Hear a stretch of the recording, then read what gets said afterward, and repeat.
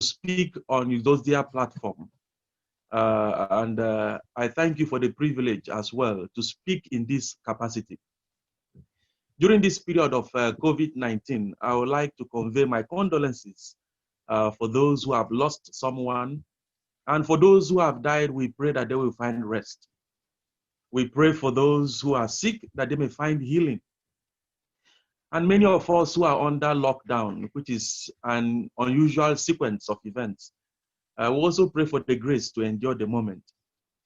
And so the title of my presentation, as you can see from the PPT, is Application of SPSS in Research in Philosophy and Religion.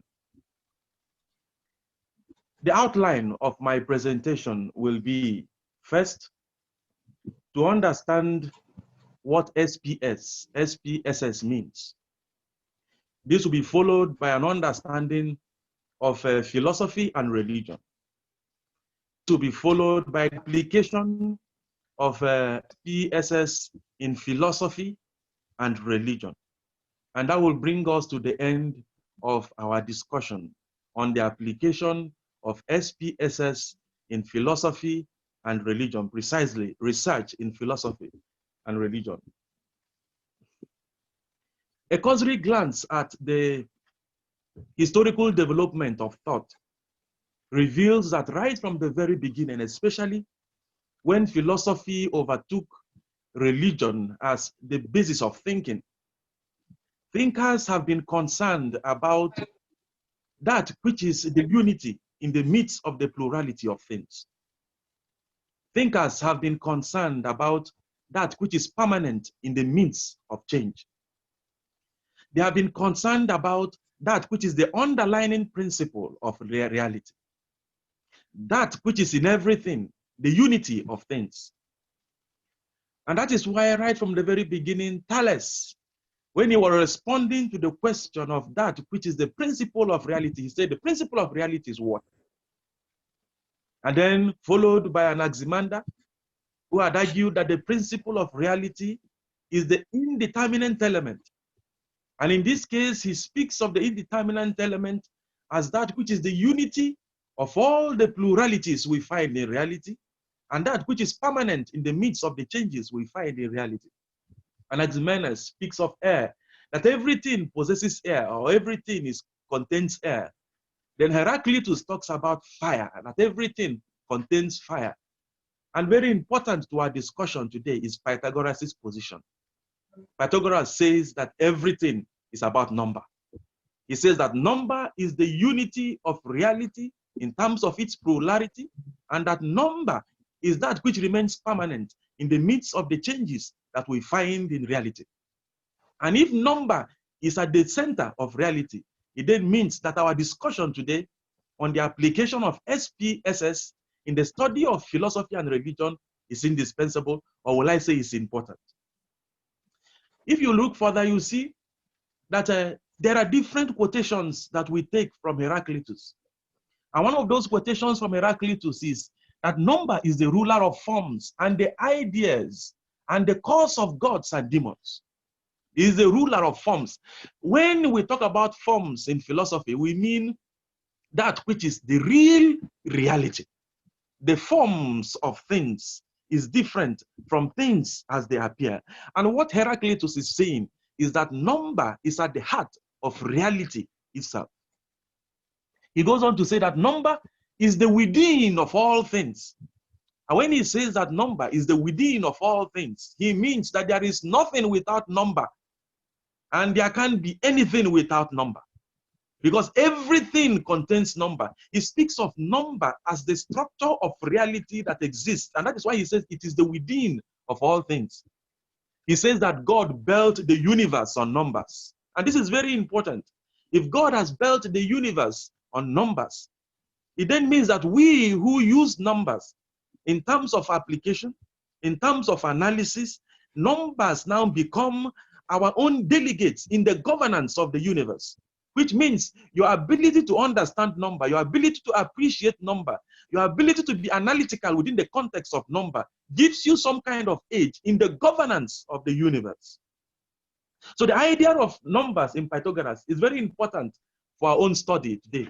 It means that there is nothing without number, and there is no aspect of study that you are going to engage in without number, if number is the within of all things, as we find in Pythagoras. If you understand numbers, then you have understood the universe, then you have understood the structure of the world, then you have understood the best way to relate with the universe. And so when you deal with physics, you find numbers. When you deal with biology, you find numbers. When you deal with chemistry, there are numbers.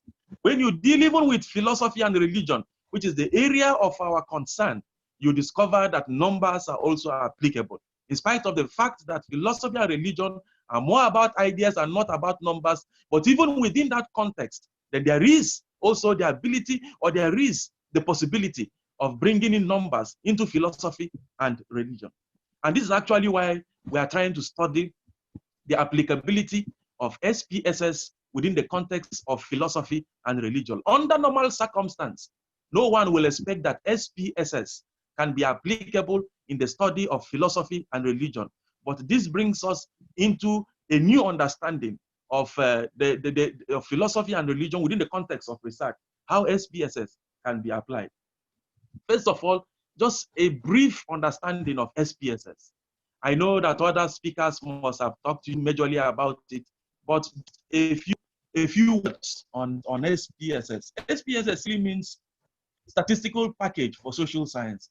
Statistical Package for Social Sciences, produced in 1922, and but was taken over in 2009 by IBM, an international business machine organization concerned about the production of computers and all that.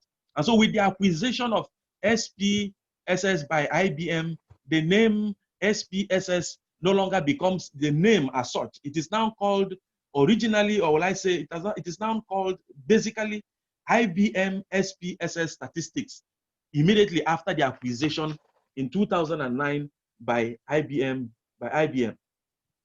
So what is SPSS about? What does it do?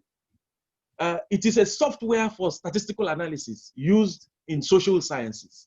Social sciences like psychology, sociology, medical services, and other areas within the context of social sciences. Originally, that was the area of concern. And the beauty of SPSS is that it helps you in the analysis of data. SPSS helps you in interacting with the data which you encounter during the process of research.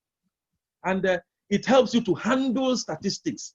The beauty of it is that it also helps you to check the consistency of the instruments and the data which you have collected.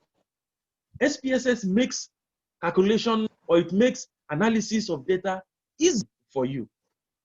And with it, you can achieve more within a short period of time.